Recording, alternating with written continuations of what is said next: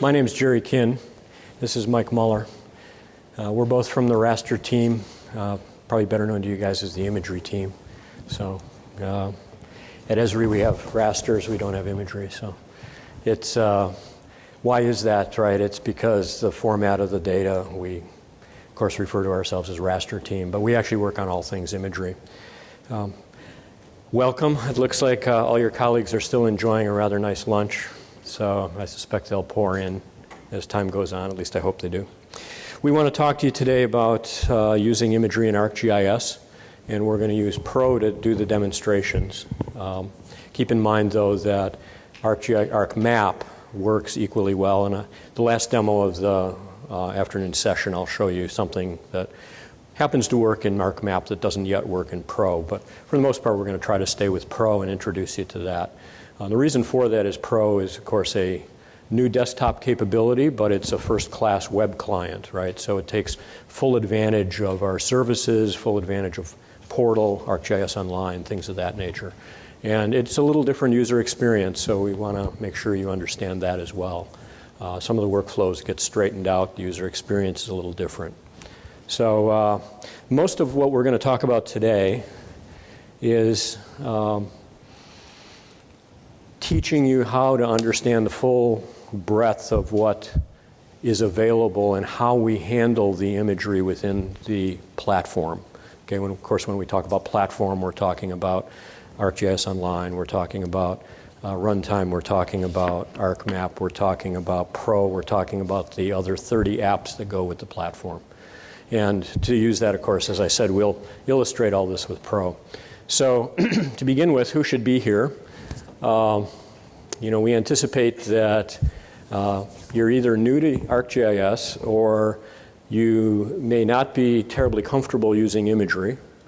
You may be picking up our documentation and be getting confused, which wouldn't surprise me.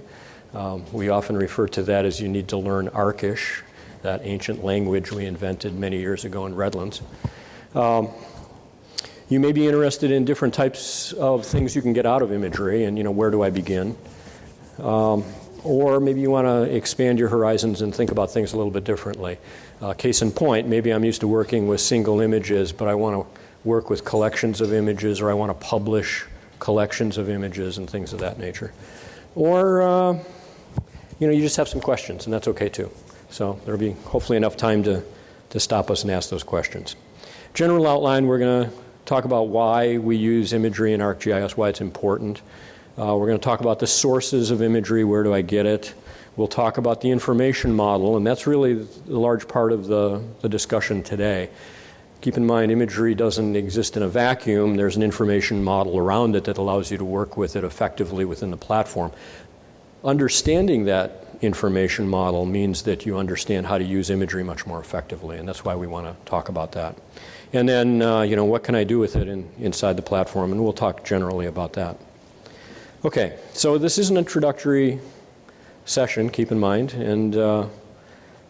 but you can go to any depth that you want in terms of your question. So I like to open this section with this image. Does anybody know what this is an image of? And I don't mean specific, but in general what this is? It's actually a Revolutionary War fort, colonial war fort. And it's a fort based in Rome, New York.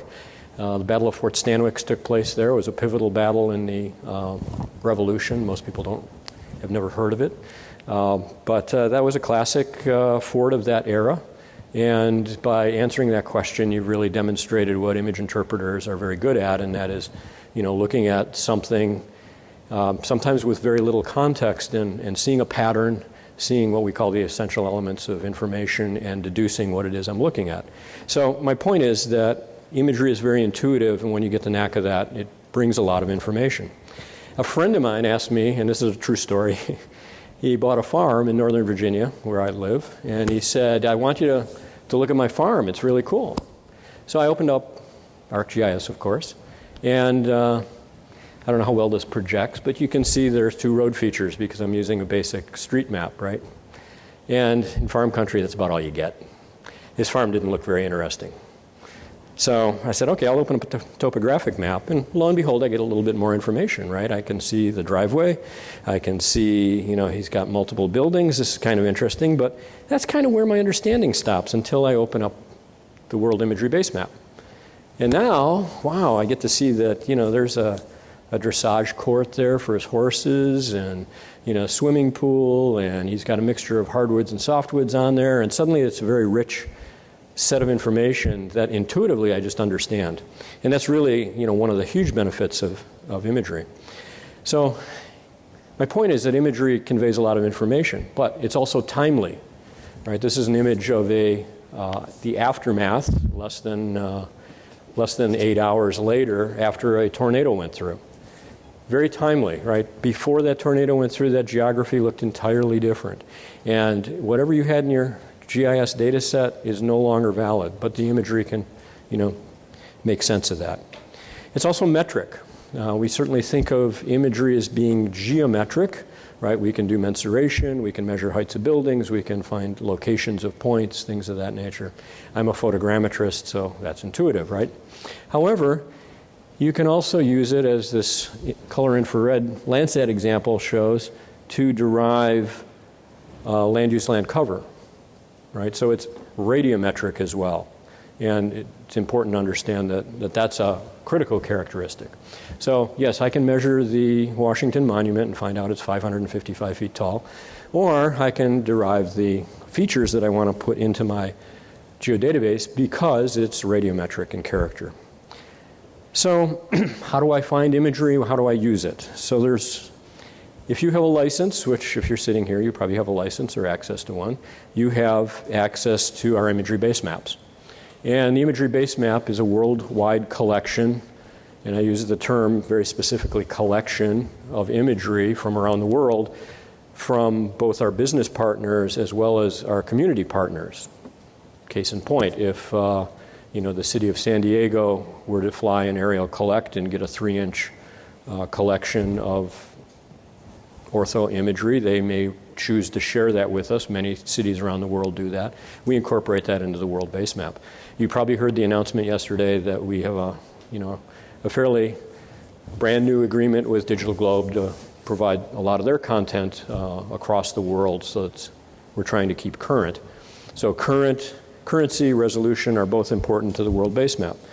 Now, as far as the data structure goes, this data, keep in mind, is cached. What does that mean? It means we took the original imagery, which was orthorectified. We then compressed it down to a natural color base map, which means that you no longer have access to the original pixels in a base map, but you get the visual component, much like you saw when I went and looked at my friend's farm. Okay, so keep in mind, base maps are not analytical, meaning I don't run land use, land cover against them because a lot of that information's been lost in the process of caching. So why do we cache it, right? Well, we cache it for performance.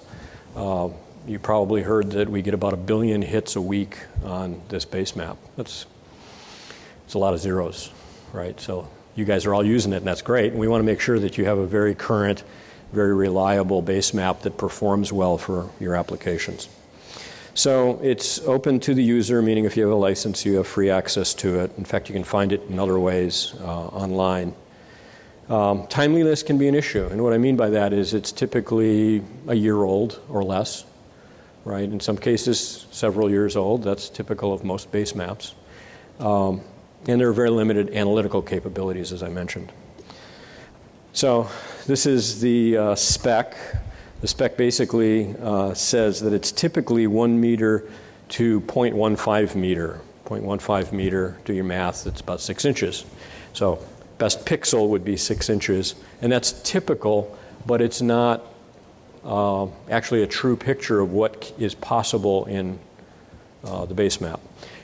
We've just extended that range down to 2 centimeters, or a fraction of an inch. And you may say, well, where are we going to get that kind of imagery, right?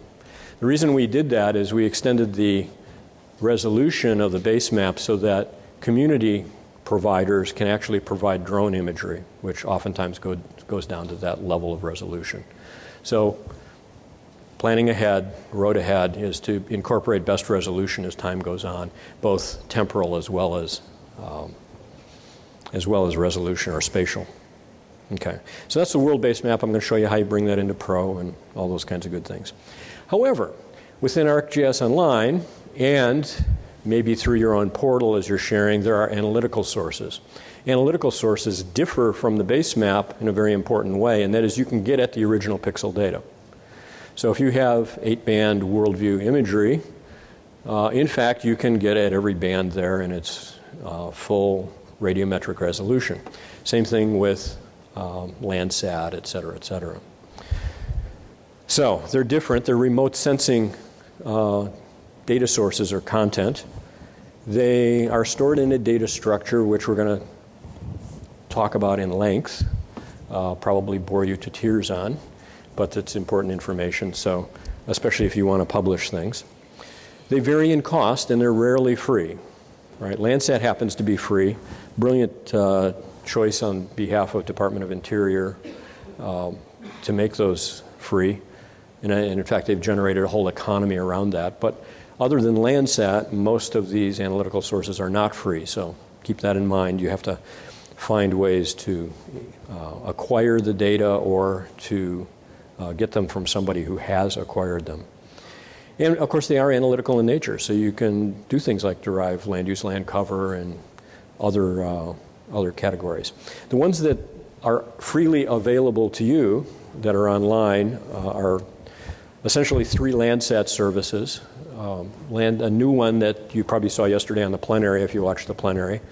That's the Landsat Arctic service.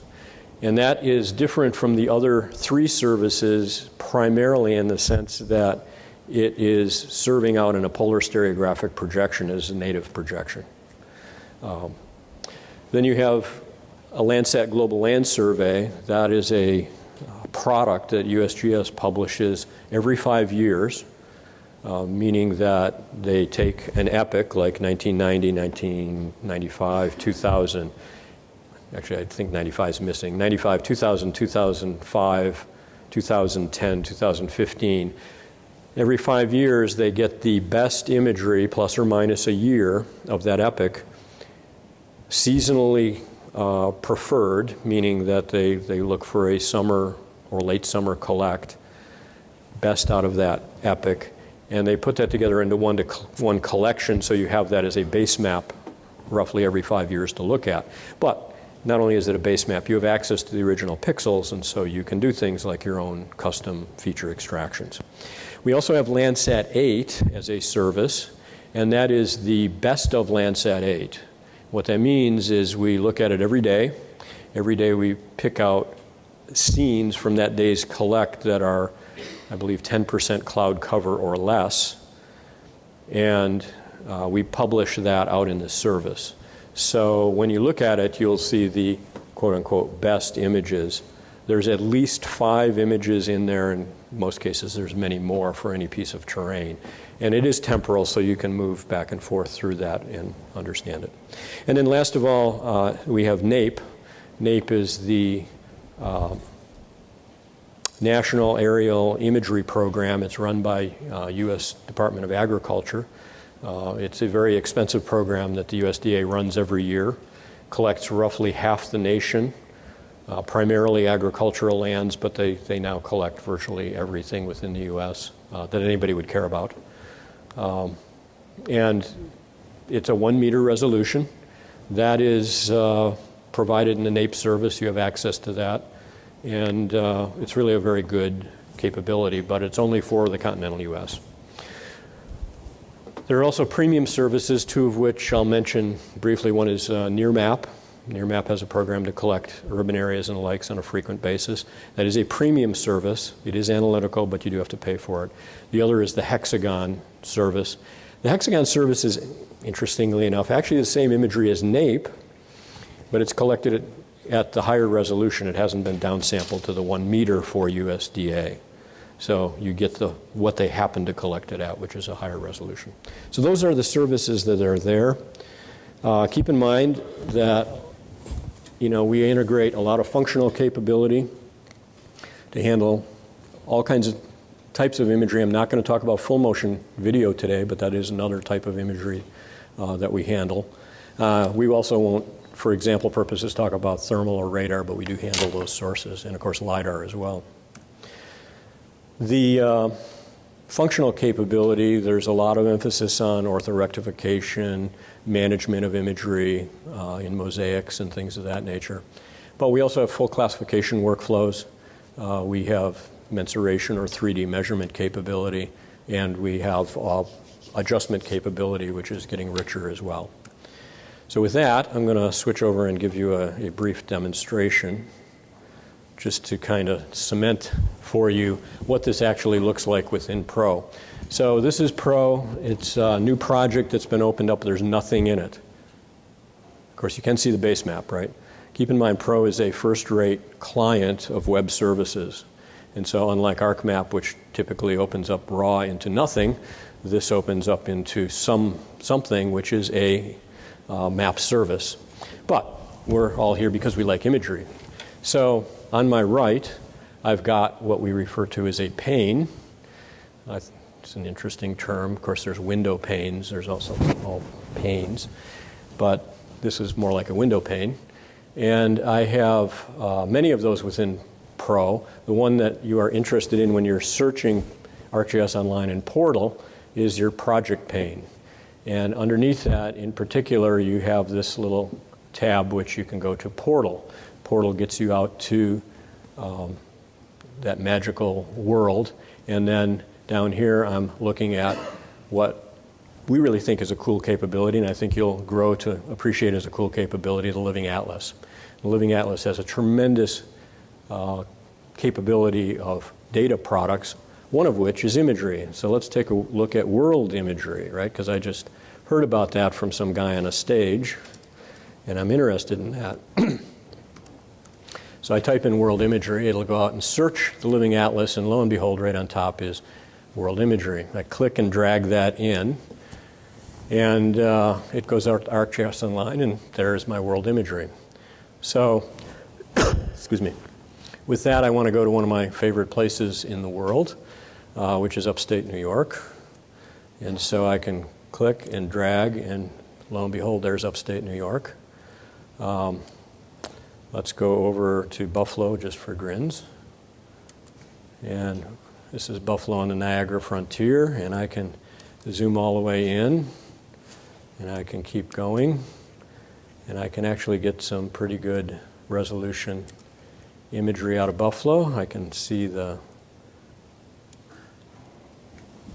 so here I'm a little super zoomed in, but you can actually see the pitcher's mound, you can see the dugouts on the side, etc.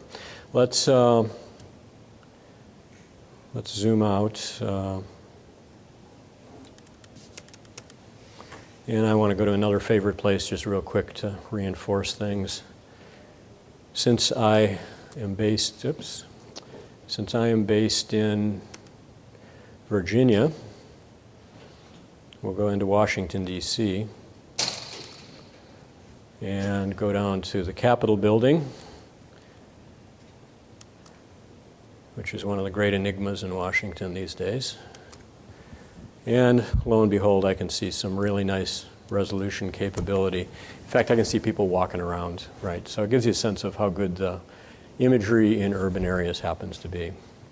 So actually gaining access to these services is as simple as that. If it's in Portal, you can search for it, you can find it, you can bring it up within your data set. So for instance, I can say Landsat 8, and I get products that are based on Landsat 8. And just as I brought in the world base map, I can bring those analytical layers in as well. So we have a lot to cover. In the interest of time, I'm going to turn it over to my colleague Mike, who's now getting mic'd. Huh? Mic on mic. Mic on mic, okay. And, all right. We'll let Mike We good? take over. All right.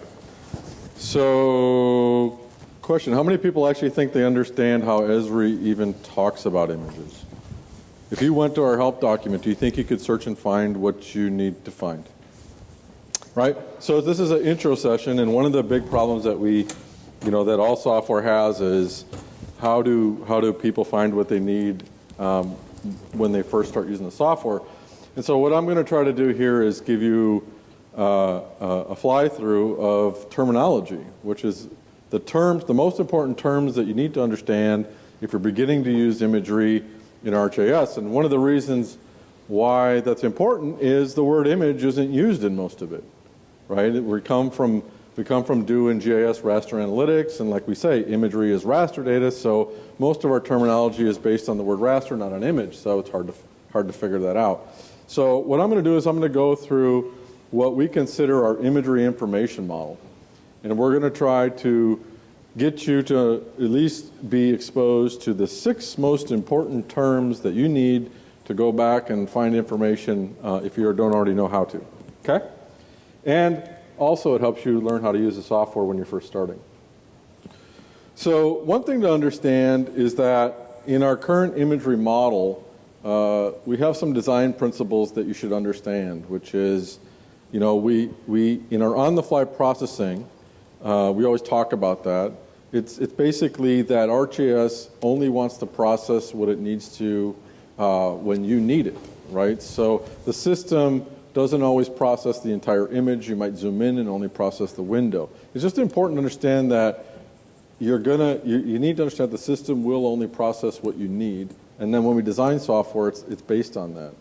The other part is that we spend a lot of energy trying to understand specific sensors, read the metadata of the sensor, and make it easy for you to use. We'll go through some of those terms, some of those use cases of how we actually leverage that. And our goals are to really let you work with lots of imagery and also to optimize your storage, which is a lot of traditional imagery applications want you to take a TIFF, do something to it that makes a new TIFF, to make a new TIFF, to make a new TIFF, to make a new TIFF. In ArcGIS, we try not to do that, right? We try to let you work with it in the application, in memory, through multiple iterations of what you're trying to get out of the imagery before we ever even write data. It's just important to understand that the workflow isn't, input TIFF, output TIFF, input TIFF, output TIFF, okay? That's just some key aspects. When I say the word information model, when we talk about an information model, if you go around to different sessions, they might mention it. So an information model is really about not just how information is stored, but the logic associated with it. So the business logic, what does the software do with the data that's stored in the database to present new concepts to you, to present logic to you, to present behavior to you. So a lot of what you're going to see here is leveraging metadata from the image to create business logic that makes it easier to work with imagery. The other piece is that, as someone getting exposed to ArcGIS, it's important to understand that APIs and SDKs are paramount to Esri, which is there's always stuff in the app, and you can always work with the applications. But if you are interested in writing code and interested in extending the system and doing more, our APIs and SDKs are very rich to do the things that we can't do because we can't do everything, okay? All right, so let's talk about the main concepts we're going to go through. The first one, we're going to talk about a thing called the Raster Dataset. And then we'll talk about Raster Type, a Raster Function, Raster Product, Mosaic Dataset, and the only one that contains the word image, which is the last one, which is image service. So these are the 6 key terms to understand. What do they actually mean? Okay? All right, so let's go through the first. So what is a raster dataset? It's basically the most primitive concept. It's the idea of a raster.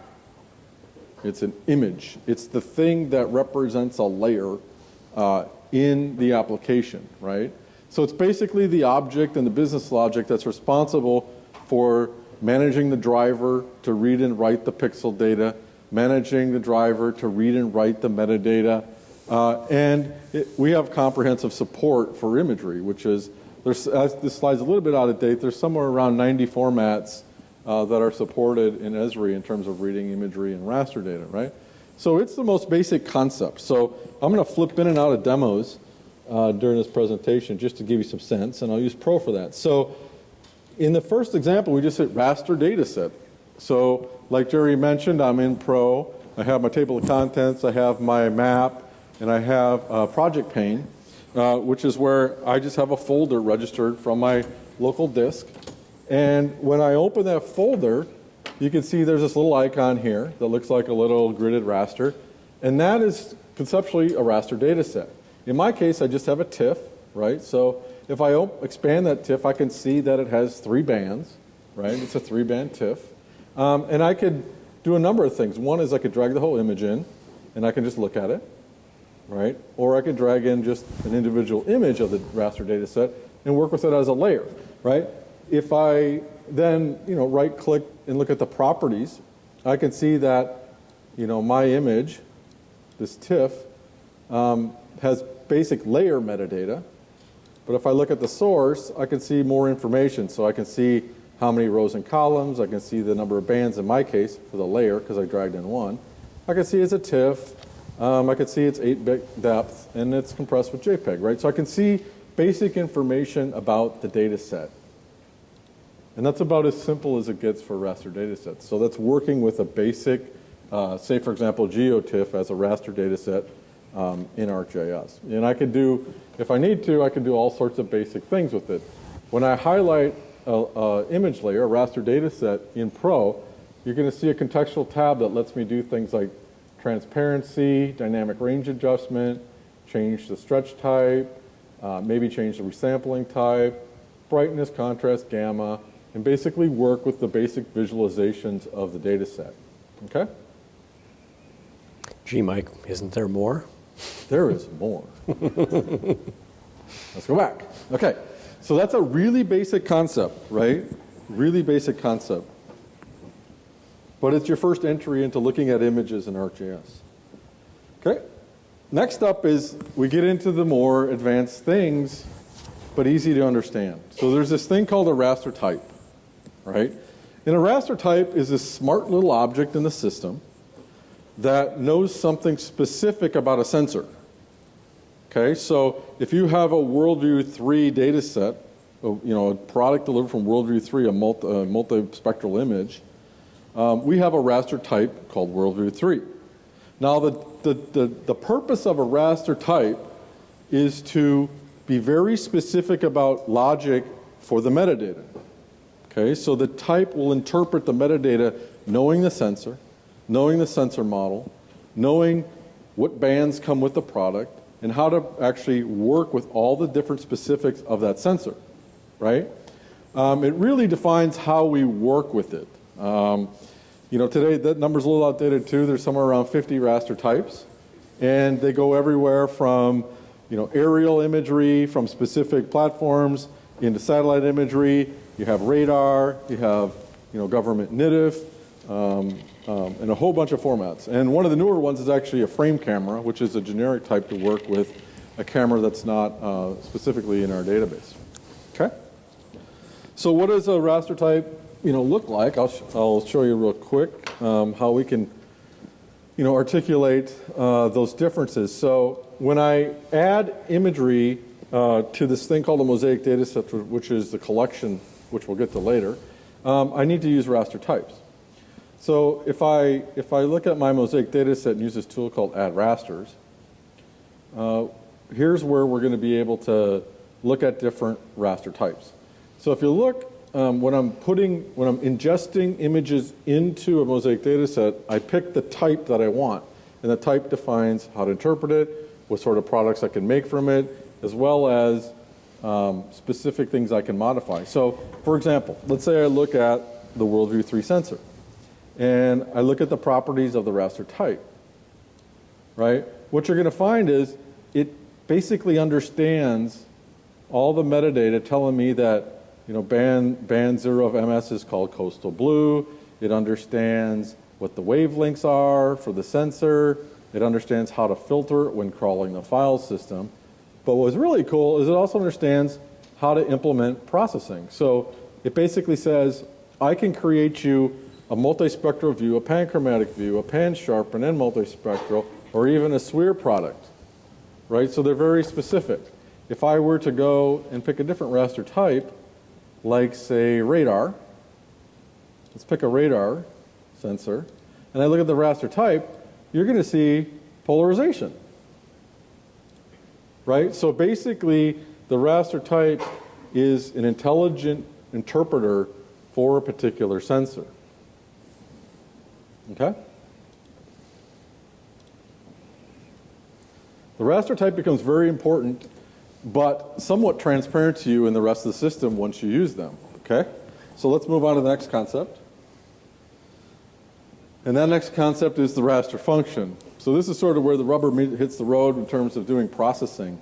So basically, a raster function is a function. And the idea behind it is that it takes pixels in, it modifies them, and spits pixels out. Pretty simple. Give me a chunk of pixels, do something to it in a function, spit it out. Now, the unique thing about raster functions is they all happen in memory. So it's not like a traditional GP tool, which is they don't write out a TIFF. They don't process the whole image per se at one time. They actually work on blocks, and the system knows how to submit requests for those blocks. The cool thing, too, is that not only are they radiometric, which means I can process the spectral data, they're also geometric, which is I can actually modify the geometry of the image. Okay? Now, it's great that you can do one function, but the real power is that all of these functions can be combined together into a model for processing, and that model happens on the fly virtually in memory as you're panning and zooming and requesting data. Okay? And there's actually somewhere around 60 raster functions. I need to update my slides. There's somewhere around 60 raster functions in the system. But an easier way, here's how it actually looks like when you combine it in the information model, which is you have a big image. The image can actually be divided into pixel blocks logically. A function can operate on it, and it can produce a new block. And that can go to your screen, or it can go elsewhere, right? Or you can combine multiple ones into a function chain to create an advanced processing model. So let's, I guess we should cover this. So a lot of people always ask the question of how they differ from GP tools. When should I use a geoprocessing tool versus a raster function? Well, the basic answer is if you can use a raster function, use it, right? But some image processing and some raster analytics require global operations, which is you can't work on a block alone. You have to look at the whole image before you can do the algorithm, right? But in general, if you can work at the block level, use a raster function if we've made one. If not, look at GP. All right, so let's take a look at how functions work and sort of the power of using this model. Okay, so what I'm going to do here is, here I have a 4-band image, and I'm looking at the color infrared, and I really want to do an NDVI, a vegetation study of just a small area, right? So basically, let's do that with raster functions. So if in Pro, what I can do is I can select my image layer, and if I go to the Analysis tab, you're going to see this thing called raster functions. If I bring this up, you get this nice pane, right? Nice pane. Sure, you think pane's funny. Right? Okay, so I get this pane of all these different types of functions that we have. We can do all this different stuff with an image, classification, we can convert them, we can do some correction. But the easiest thing to do is actually search. So the first thing I'm going to do is I want to clip the external part of the image out. So I'm going to search for clip. I didn't type it right. I search for clip. And all I'm going to do is I'm going to highlight my image. I'm going to click clip, right? And I'm going to use this image. I'm going to use my input feature layer, which is my boundary. I'm going to clip outside of the study area. I want to use the polygon inside the feature layer. And I'm going to create a dynamic layer. So I say create. And I'll turn off my old layer. Oh, I clipped it. Right? It's instant. Right? So that function is running virtually in memory, clipping it on the fly. I didn't have to create a new TIFF. Okay, so now I can work with it. And the only thing I see is my study area. Right? So it's a geometric function of clipping it. Right? Now I want to actually apply the NDVI. So I'm basically going to go ahead and say NDVI. See what I got. I got two. I got one that creates the basically the analytical data -1 to 1, or I got one that's colorized. So let's pick the colorized one. Okay, and it's asking me, so I'm going to input my raster, which is my clip this time. So my clip layer as a result. And I need to give my visible band, which if I remember this correctly based on my mapping, my visible band is 1, my infrared band is 4, and I'm going to create another dynamic layer. There we go. Right? So I've basically done an NDVI. Whoops. I've done an NDVI, clipping my vegetation area on the fly, nothing saved. I can look at it in the results, pan and zoom around. And keep in mind, this works for very large imagery and image services, right? So I can basically do work on, so if I want to do work on, say, the world, on an image service that's providing multi-band and infrared band, I could actually do this against a large service for just my area. And not only is that a raster function, it's a raster function chain because he clipped first and then did the NDVI. Right. So if you were to actually look at my result, right, I can right-click the layer. I could say edit function chain, and this gets into more of an advanced workflow where this is actually what's happening is this is my model. And in each one of these represents a raster function. So if I look at the properties, it's going to basically show that piece of the processing. Okay? Now, what do I do? What do I do if the function, we don't have a function for you? Well, what I can do is Esri has a GitHub page, right? And you can implement your own function in Python. So if we didn't build one for you, we have a way to inject Python code into our processing chain. So if you go, we have a GitHub site, github.com/Esri raster-functions. And if you look at what these look like, they're pretty basic, right? So I can basically, someone implemented a heat index. So you basically implement a module, and you'll see there's this really interesting entry point, a function in that module called update pixels. And in update pixels, you're just passed a block of pixels as a NumPy array. You can do whatever math you want on it, hand it back to us, and your custom algorithm is injected into Esri processing, which is pretty cool. And it makes it really powerful. Okay? All right, so that's raster functions. So let's move on to raster products. Now, if we take the raster type, which is a smart object that understands sensors, and then we take the raster function, which is the processing that can model different types of processing based on the sensor, if we understand all that, why would we make you do a bunch of work? Right? So we have this thing called a Raster Product, which basically is a user experience, a user interface metaphor for us figuring some stuff out about a sensor for you so you don't have to do it yourself. Right? And it comes in the form of looking at the table of contents, or in the case of Pro, in ArcMap, it would be our catalog. In the case of Pro, it would be the project pane. And what you're going to see is some specialized icons. So the easiest way to do that is to just show you. Okay? So let's go ahead and we'll go back to Pro. And I'll switch my map again. Close my processing pane. And go look at Raster products.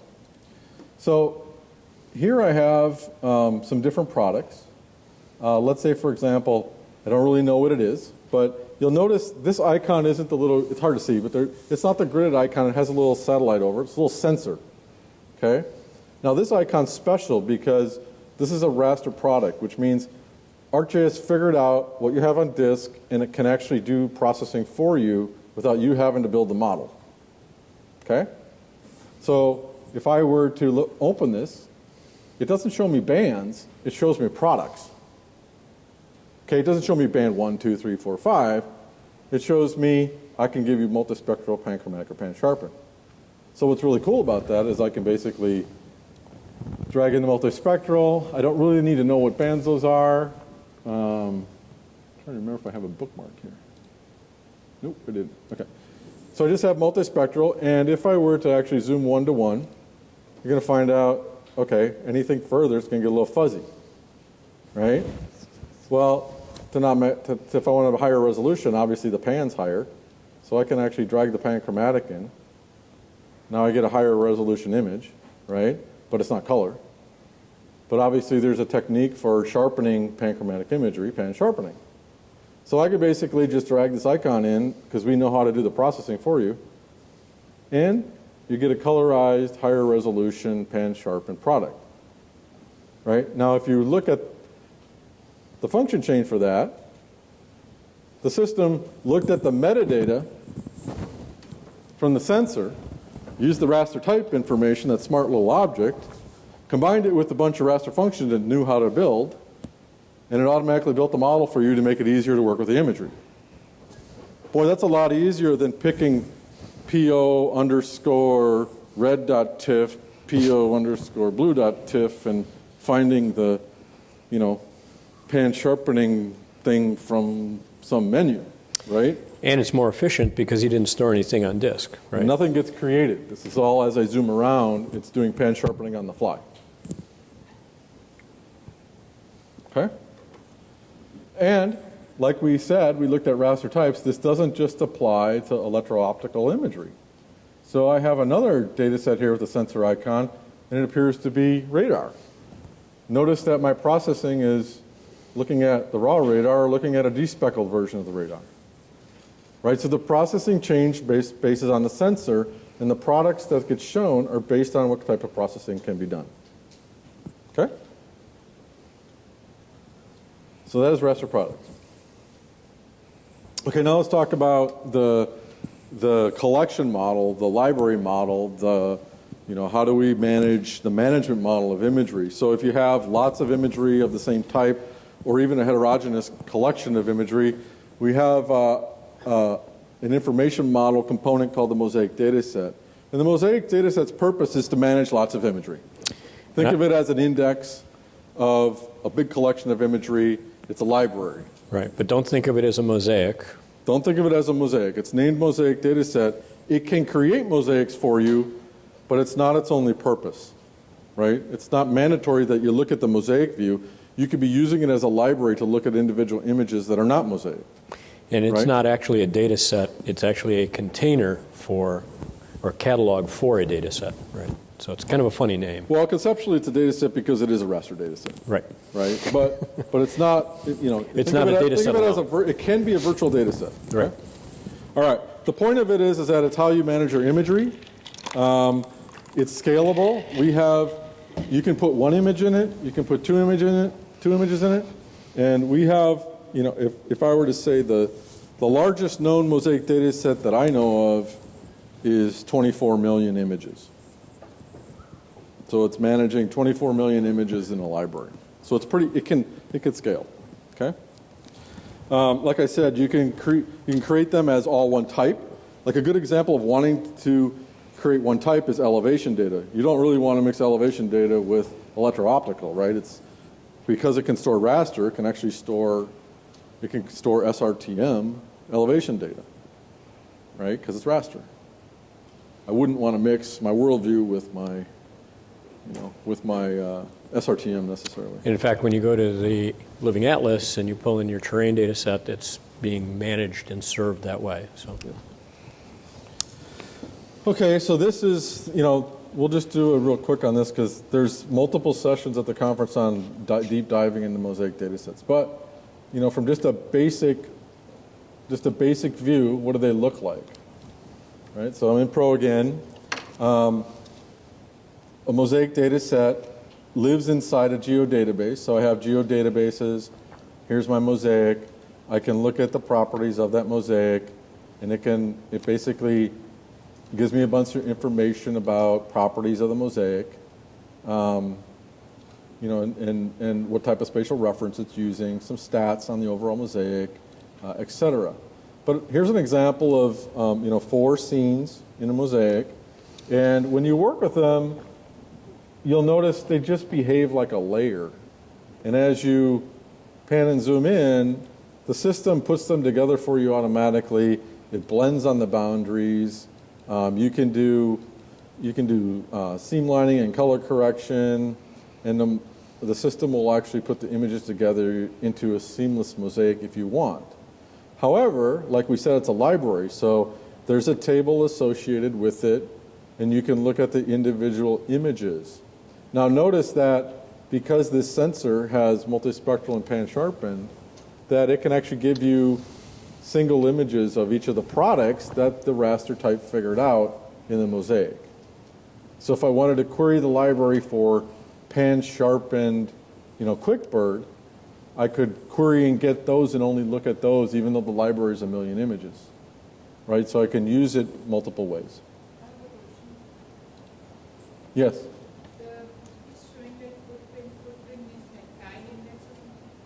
The footprint? So the footprint, it depends. Well, the footprint represents the image, right? But depending upon how you build the footprint. So you can build footprints based on the radiometry of the image, right? Which is have an algorithm try to figure out where there's no data on the edges, depending upon the projection, and build a footprint for based on the radiometry. You can edit your own footprint to make the image clip at certain parts if you want to do it manually. You can use, some images come with basic metadata where the footprint's derived from the actual values in the metadata, which doesn't necessarily, it might include it might just be a square or a rectangle, which isn't as accurate as a radiometry, right? But yeah, that's what you're seeing with these lines. But because it's a full information model, you don't always look at those, right? I just have them on so you can tell it's more than one image. Normally, you can turn them off. Like if I turn the footprints off and color balanced it, you'd probably think it's it's a mosaic, it's one image, right? And it could do that on the fly, right? But for instance, you could have a stack of these images. This is more like a carpet. You could have a stack of these images, and you could bring the most recent to the top, or you could bring a specific date to the top, right? So there's a lot of flexibility in how you decide to display what's in the Mosaic data set. Right. So if we look at the actual properties of the mosaic, what you're going to see is, make this bigger. What you're going to see is there's ways to define processing, and I'll show you that later through a service. But in the mosaic, there's some important concepts. There's this notion of a mosaic method, which is what's the priority of images in Z order? How do I actually prefer one image over the other? Who's on top? Then you have the operator, right, which is how do I blend pixels when they overlap, right? There's multiple ways of doing that, right? So, for example, you could say, I'm going to mosaic by the most recent. So I might do it by date, using an attribute in the library. I might do it by closest to nadir, which has the look angle that's closest to nadir. If you blend them, you can do it based on seam lining to make sure that they're beautiful seams between the images. In terms of operator, you can do calculations. Take the min pixel value, take the max, do a mean, blend them, feather them along a seam line, things like that. So there's multiple ways to blend your imagery once you have it all in the library. And of course, Mosaic datasets are time aware, right? So if you have, as you ingest, the system will record the acquisition date of all the imagery, and that makes them time aware in a map. So if you're in a map and you're setting time, the Mosaic can automatically pick the imagery that coincides with the rest of the data, right? So that's a quick hit on Mosaic datasets. If you have collections of imagery and want to manage them and work with them as more of a library, look in the agenda and search for the term Mosaic dataset, and there'll be we have multiple sessions going on here, deep diving into how to actually start to build them. Okay. So let's talk about the final one before we get back to Jerry, and that is the last concept is image service. And you can think about an image service as really web-enabled imagery, right? Which is whether it's a single image or a Mosaic data set, a large collection of imagery. An image service is how you work with images in a web context, in a WebJS context, right? So they're basically there to provide you access via multiple types of clients, okay? The important part about image services to really take away from an intro session like this is that when you look at a tiled map, like a Bing map or a Google map that's tiled, those are pictures. They ran a process in the background and they created tiled JPEGs that are pictures. You don't have the original imagery anymore, right? You just got pictures. So if you want to do a NDVI, you're not going to do an NDVI unless they created an NDVI picture for you. Even then, you're not going to get the NDVI values. You're going to get a picture. Esri image services are a rich service, which is the original data behind the scenes is retained. And when you query over the REST API, or when the application, Pro, ArcMap, Portal, Web User Experience, queries that, it can query more than a picture. It can query raw data values.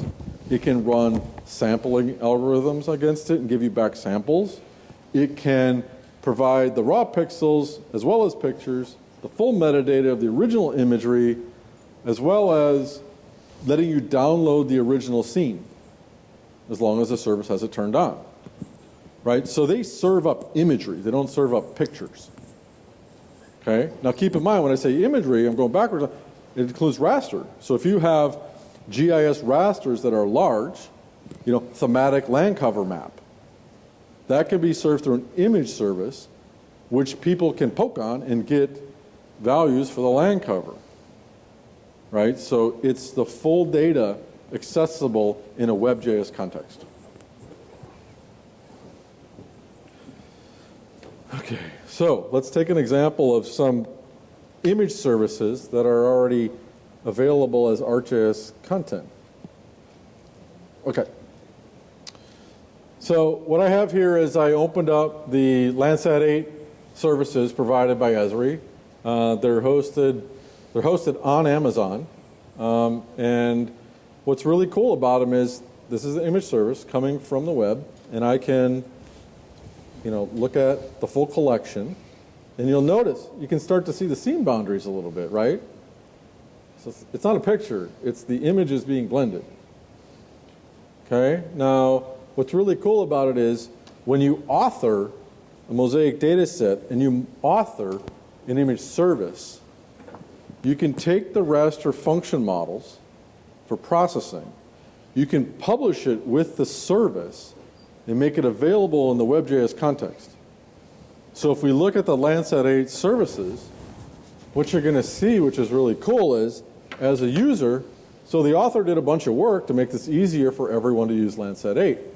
So if I actually go to the Data tab, Data tab, and I highlight my image service, this processing templates is going to query that service, that web service, the image service, and say, hey, how many different products can you give me from the original imagery?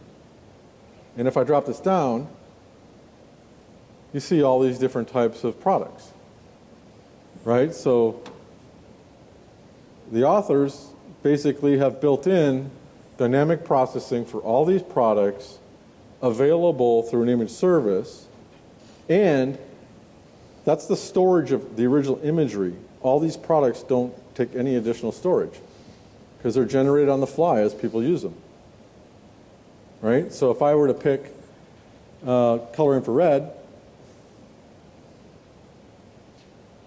it's going to flip, and when it requests from the server, it says, hey, give me the color infrared product, not natural color. If I actually wanted to look at a different one, say I want instead of doing a band combo, let's do something more like the NDVI or the moisture index. Right? So it's going to generate a thematic image on the fly using the Landsat 8 source data. Right? That's the power of the virtual, the on-the-fly processing being processed on the server, published as a model, and exposed to the user experience to make it really easy to work with the data. Now, one question that often comes up is, well, that's great, I see it on the screen, but I want this product as a product, right? And the reality is you can use raster functions in that way and persist those as full-up products, if you wish. Yeah. But you didn't have to store anything intermediate to that. All you had to have was the raster function chain, and you keep the end product. Just for reference, we cannot analyze it. What do you mean? If the imagery is on web services. You can do analytics against it, yes. Absolutely, you Absolutely. can. Yeah. So like I said, it's not pictures. Right. So the DN values that are stored in the imagery can be accessed over the web service. Okay. And you can keep that end product as your product, yes. Yep.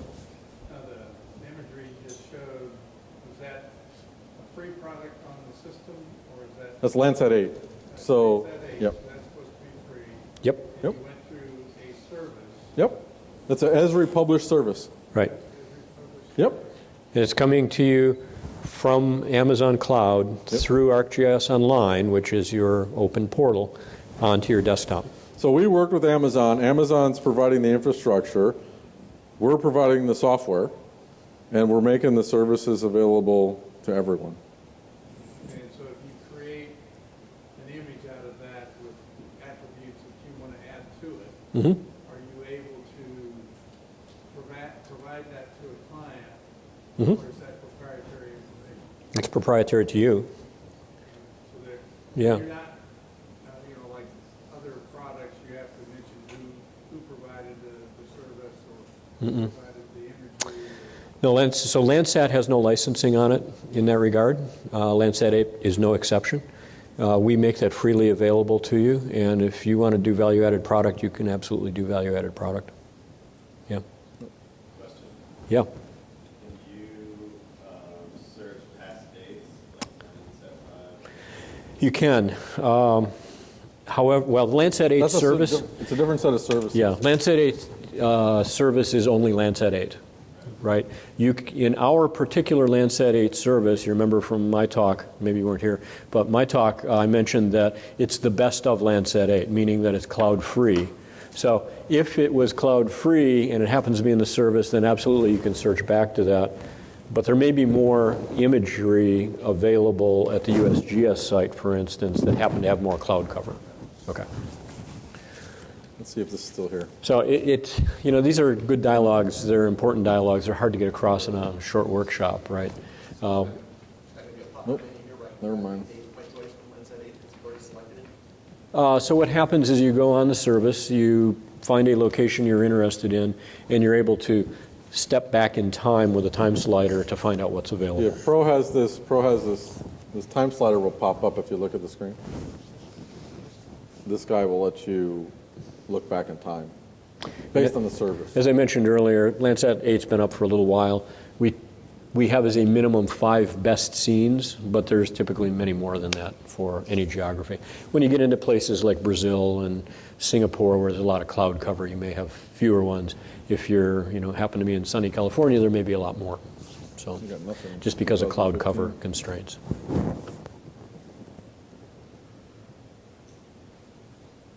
Okay. Ready to head back to Yep. me? Okay. So I'm going to take you back over and, let's see, where was I? I was on 2? You're on Nope, 3. I'm 3, sorry. Okay, so I'm going to take this back over and kind of switch gears a little bit. Now, I think you have most of what you need to understand. You're now fluent in ArcGIS. You can speak very proficiently. So let me, first of all, kind of recap what Mike just told you, but in a flow diagram, okay? So I'll use Landsat 8 as an example, but it could be an aerial platform or something else. Satellite's flying over, it's beaming data down to a ground station. What happens? Well, it comes down in native form, right? Native form means level 0 product, but that gets processed into what we would call level 1 or level 1A, 1B product, right? At some point in that chain, you declare that as viewable imagery, it's native in imagery, and it's sitting on some disk somewhere. You then have tools, namely a Raster Type, which understands that data set. The Raster Type harvests the metadata, which it needs to know how to process it intelligently, and then it puts that metadata select portion of that metadata into the Mosaic Dataset, which has a catalog capability to it, right? That Mosaic Dataset, in turn, points back to the native image. Didn't copy it, didn't move it. All it does is point to it. Okay, so now my Mosaic Dataset is complete, and it's pointing back to the original imagery. Well, that enables both raster functions to work on it, as well as, raster products and things of that nature. And that enables my desktop capabilities in order to access the data through the Mosaic Dataset. So I bring up a service. Well, I didn't quite get there. This is a Mosaic Dataset only. So one other point, I can point to a Mosaic Dataset and get to my imagery, or I can publish it. Once I publish it, then I can get at it through a service across the internet, across the web, however you want to think about that. Points back through the cloud, finds the original image, makes the request for the area that I wanted, applies raster function chains of my choosing, and then delivers the end result back to me. And that can be on a desktop, it can be in a thin client, it can be on a mobile device. Okay, so that's the architecture, if you will, and the raster function chains, the data model that implements all that, that whenever you go on ArcGIS Online, you're actually going through this whole thing. Or, depending on who you are and what your resources and interests are, you can build this yourself. And it's really designed for you to build it yourself if you wish. Okay, so what can I do in ArcGIS? I'm just going to go through a really high-level thing. Some of this is recap because you actually saw it in the demos, but hopefully it'll spur a few questions and all. We have about 15 minutes left. I can work one image at a time, right? Could be on disk, could be out on a NAS somewhere, but I can work with it as a regular file.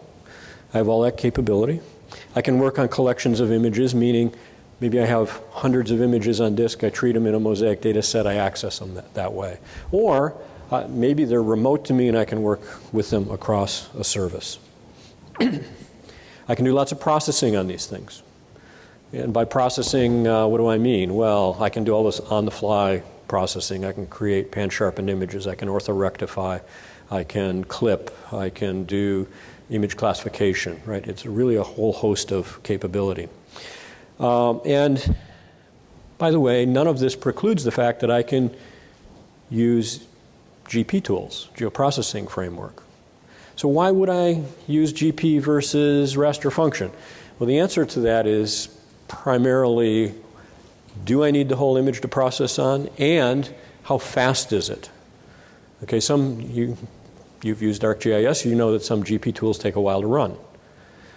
The guideline for a raster function is if I'm designing it for display purposes, I want to be able to have the user click on the screen and get his fully processed image back in roughly a second and no more than 2 seconds. With latency on the net and everything else, that means I've got a budget of about 750 milliseconds. If my raster processing chain or my raster function chain is going to take more than 750 milliseconds, that's probably not a good candidate for an interactive session. I may want to consider, are there other ways to do that? GP tools are one of those other ways to do that. Okay, so there is an architectural balance there that you want to be looking for. And of course, there's a lot of GP tools. There's a lot of raster functions. This is opportunity for you to go and look and decide what you want to use. On the exploitation side, one of those nice imagery euphemisms that we use in parts of the community, meaning I want to do something to the image. For exploitation, I want to take advantage of all the ready-to-use imagery that's there. Depending on my organization in the portal, it may be a lot more than we've shown you today. So you want to take advantage of that. It lets you visualize imagery. It lets you pull an image out of an image service and work with it an image at a time, right? I can do that as well. I can extract feature data from the imagery. Right now in Pro, at 1.3, there's a lot of rich image classification tools, and so I can apply those. And of course, I can apply mensuration tools as well. Now, nice little cartoon bubble here. Did you know in ArcMap, distinct from all the pro demos we've been showing you. Within ArcMap, there's a capability known as the image coordinate system. What the image coordinate system does is it allows you to move from our traditional north-up rectified onto a map surface image back to the original image. Because a lot of imagery, when it gets collected, it may be oblique. It may have some strange geometry to it. And I now have the ability to say, I don't want this on a map. I want to see it as if it were in a light table, as if it were just the image. So let me give you a quick demo of what that looks like. Obviously, for that, I need to go over to ArcMap because it's in that client. And this is an image that I have of Haiti. It was collected shortly after the horrible earthquake there. Let me zoom out to the layer itself. You can see this layer is in north-up orientation. The satellite swept down as it collected it, and north is up, right? Well, that's good if I'm looking at maps and I want to understand what's there.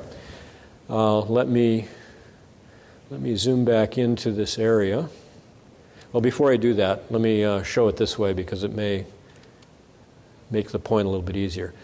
If I go over here onto my image analysis window, and I'm on the image analysis window, I have a table of contents. I click on that table of contents. I go down, I see something that says Focus on Image.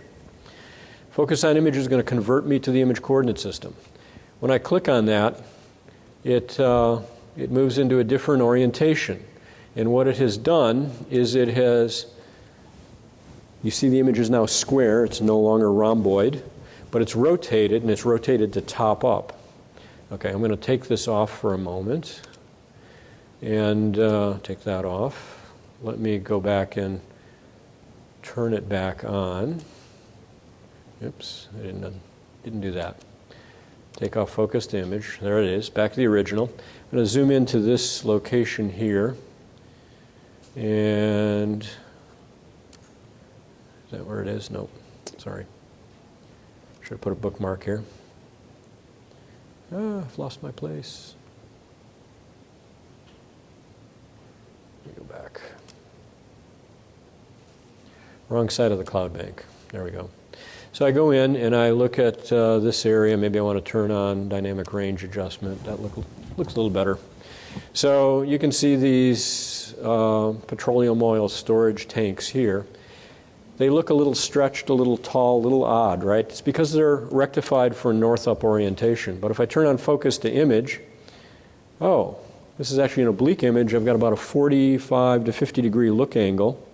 And you can see that now I'm looking into the port from out in the ocean. And that's what image coordinate system allows you to do. Now, there's a nice capability with image coordinate system, and that is that not only am I in the image coordinate space now, but everything else I have will map into it. So if I have other images, it'll map to this image's geometry. If I have feature data like road networks and things, it maps into this, right? So everything comes along with it. And that's a capability that is very important in ArcMap, and when you're working with imagery, comes in as essential functionality for you. So that's the quick little demo on that. Let me go back to the rest of the discussion here. Okay. Dissemination. We talked about image services today. This here talks about not just imagery, but raster, if you will, and in particular, what you would do with something like an elevation data set or collection of elevation data sets. So they get put into a Mosaic Dataset. The Mosaic Dataset points to them. That allows me to treat them as one element or one product. But then I can make different products out of it and serve them off one service endpoint. So as Mike pointed out earlier with the Landsat 8, I can have lots of those products available, and they show up to the user as options, whether it be hill shade or slope or whatever I want to create. This is another way of thinking about it, and that is that if I've got a Mosaic data set, what can I get out of the Mosaic data set? Well, I can pull metadata across, I can pull pixels, maybe pretty pictures is what I want to give the people. I can do that. And of course, I can serve them in a variety of protocols. So I can, put them out in WMS, WCS, KML to be served up onto ArcGIS Earth or other clients. APIs, I can get at all this data through an API. I can extend these capabilities, and of course, I can build rich apps with them. So, in summary, imagery is just an integral part of ArcGIS. It's just another type of data that we access. It's readily available both in free services as well as services you and others build. There's a lot of tools to operate with it. That's getting richer and richer with the roadmap ahead. I can manage massive collections in the order of tens of millions of images at a time if I wanted, so it scales very well. And we really think that you should take the introduction information here, do a little bit of research, try to understand this information model, because it'll enrich the way you work with imagery within the platform. So, outside of this scope is things that business partners are doing. They've sort of been through the ArcGIS course. They understand that. And a lot of them are doing some really interesting work. With that, I just want to say, the online survey is available. You get to either say you really like Mike and me or you really think we're terrible, and that's your choice. We'll take that feedback and hopefully improve this for the next round. Any questions? We have a few minutes left if there are any. If not, enjoy the rest of the conference, and thanks for coming.